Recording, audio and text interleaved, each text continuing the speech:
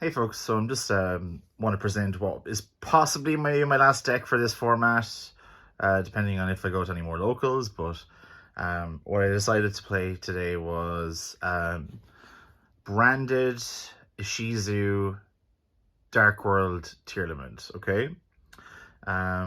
So main reason I wanted to play this deck was because what I've noticed, at least at our locals, the most recent locals, is not many people are playing Dimensional Barrier. And I wanted something that's a bit more resilient through Ash Blossom as well. I have been trying out Adventure Branded and just Branded Bastille and a bit of everything, and Branded Bastille Adventure, and I will be honest, people are playing a lot more Ash Blossom recently, and I've been finding it very difficult to resolve Branded Fusion, essentially. So this deck is incredibly powerful for what it is. I mean,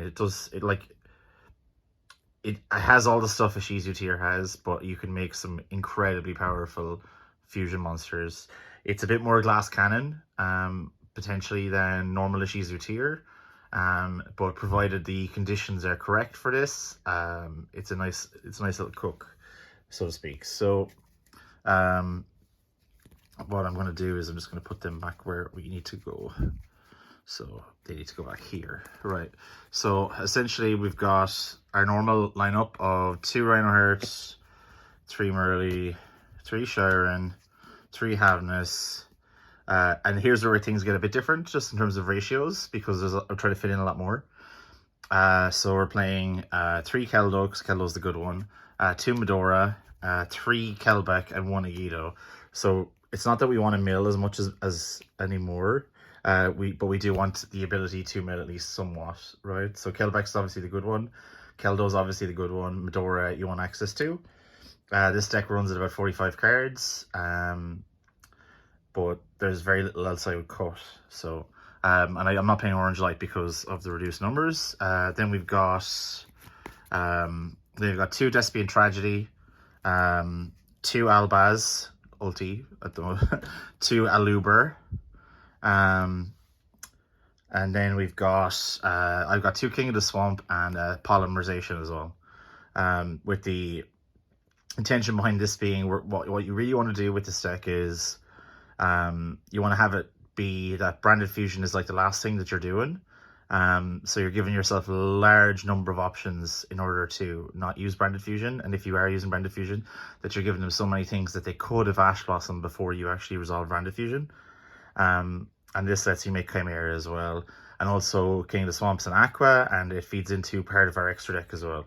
The other thing as well is you can use it as a name replacement for either Rhino Heart or for Rule Colossus. So then we've got 1 Scream, 1 Terraforming, 3 Pearl Rhino, 1 Tactics. I'm back on 1 Tactics, gang. I'm not breaking on it anymore. 1 Instant Fusion, 3 Super Poly, and then we've got 3 Super Poly is obviously really powerful in this deck. Particular, you can just set Albaz and then clear any extra deck monster except ones that are immune to everything, but like it clears every extra deck monster with an Albaz, so it's really solid. 1 Branded in Red, 3 Branded Fusion, and 2 Sleek. So there's some different trap ratios that you can apply in this one, but I think the main thing to be aware of is you kind of like Branded in Red is a good utility card. Branded Banishment is okay, but it doesn't come up as much. It has potential to, I guess, with all the fusion monsters that you put to grave, but you don't really want to banish anything like that. So Branded Red is more of a after play, where you already have Branded Fusion, or you already have a way to get to a fusion monster. You just kind of continue in that path. So that's the 45 card deck. Then we go to extra deck. I'll make sure this is like somewhat sorted. Just give me 2 seconds. So we'll just put all the Albaz boys together. So we shall... Okay, so we got the Albaz guys together. So we've got 2 Albion, mainly used in this deck for sending off of Mirror Jades. We've got 1 Lubellion. Its space is actually very tight, even though you've obviously freed up Link monsters and Xyz monsters from the normal Ishizu tier deck. You still have a large number of really good fusion monsters that you can go into. And also I was trying to meme a bit with this one, so I think actually potentially 2 Lubellion is required in this deck. unless you wanted, you could add Cartesia, and then that would actually help a lot as well, because then you can get to Albion a bit better. Obviously, I don't play any lights in the main deck, so I have no way of making Albion without Lubellion. So we got 2 Mirror Jade, 1 Chimera. So this is a Branded Red target, potentially a polymerization target as well. And obviously with polymerization, it becomes untargetable, so it's kind of cool. We've got 2 Masquerade, which is actually the sole reason why I decided to play this version of the deck, because when I was playing against John and MegaCon, he was playing branded Tearlaments, and he made 2 Masquerades against me, and I thought that was incredibly powerful. I actually only managed to ever make 1 so far, but it's just from like inopportune play. I got Spooky Dogwooded in 2 rounds, and it lost me the last round, so that was very unfortunate, which is why I'm second, not first. So Masquerade, we got Desperate Quertus, which is really good, and then we've got kind of overall spice. And part of the reason why we're playing the Aqua guy, the King of the Swamp, is to make Grapha Dragon Overlord of the Dark World. It replaces Grapha, so you can actually fusion someone with it, and obviously you mill a lot. So this is a really good target for it. It's a negate on board and makes you discard a card. You get to choose the card, so you can keep going with your tier plays as well. So really powerful, really good utility. This could be either, let me see, what could it be? Yeah, it could be this or maybe Dragoon, right? So you could play this or Dragoon, but I think this makes more sense. And it's 3/2, and it's a dark and so on. So, but yeah, it's really solid. You know, and then we've got Rule Kalos, Kaleido Heart. Obviously, King of the Swamp works with this and this as well, which is really cool. You can replace Rhino Heart on this card, and you can replace Kikalos on this one. So that's also very useful. Dragostapelia, and then you can also just use King of the Swamp as well with this one naturally. Same way you would do with Nessie before when we were playing Danger Tier. And then we've got Garura. So we don't have Muddragon just because I do not have space. But to be honest, if I was to make it a bit more utility focused, I'd probably cut 1 Masquerade and maybe the Grapha, and then I'd put in a Muddragon and maybe a Dark or Starving Venom, depending on what your locals is like. Then we've got side deck. I don't really change side deck too much because I'm just preparing for what I need to prepare for. So 3 Dark Rooter. The engine of this deck is so powerful that you don't really need to worry about much. Not to sound cocky, but a lot of the time you can just play this deck as is, even in game 2. They could slide 10 cards and you could still kill them, because the deck is just overpowered. So 3 Dark Rooter no more. It's good for Sprite, good against Sprite, good against anything that makes a big board. I find it good against Dark World as well, providing they're not doing the Cerulli hand loop stuff. You just activate Dark World or Dark Rooter no more and disassemble their board slowly but surely, and that's all. 3 Imperm. It's my going first and going second card. It's really good against Flunder, and sometimes okay against Sprite, depending on if you draw it at the right time. We've got 1 Heartbeat and 2 Twin Twisters, 1 Called by the Grave. So this actually, it won me a game, but not. It's usually for Ash Blossom, because obviously Branded Fusion, we don't want to get Ash Blossomed, or Dimension Shifter, but we'll survive with Dimension Shifter because they're branded. But it actually won me a game because I hit someone's paces of the Goatee in their grave after they sent it with the level 6 Goatee fish. Or they banished it with the level 6 Goatee fish, which prevented it from being usable for the next turn and allowed me to kill them. So that was kind of cool. Then we've got our kind of Flunder hate, which is Necro Banshee and Zombie World, which is quite good. We've got just 2 Bestials. These are kind of flex spots, to be honest. They could be literally anything. I never sided them in. I don't like the playstyle of using Bestials at the moment, so I tend to avoid them, but they're okay. They're dragons as well. I'm not playing Albalatus, so I mean, actually, you could probably just replace 1 Albion with an Albalatus and then play this, and you'd be fine as well. But obviously, there's new fusions coming literally around the corner. Can't wait to play them. Can't wait to play Cartesias, and fusion deployments and all that stuff. And then 1 Crime as well. Crime is obviously very, very useful. So my matchups were so I was playing against like a Cosmo control deck. I played against Goaty, and I played against Punk as well. And I've played against a few different sort of tier variants as well. And the one thing you kind of take away from this is that it relies on the format being a specific way. So if people aren't playing Dimension Barrier, this version is really, really strong.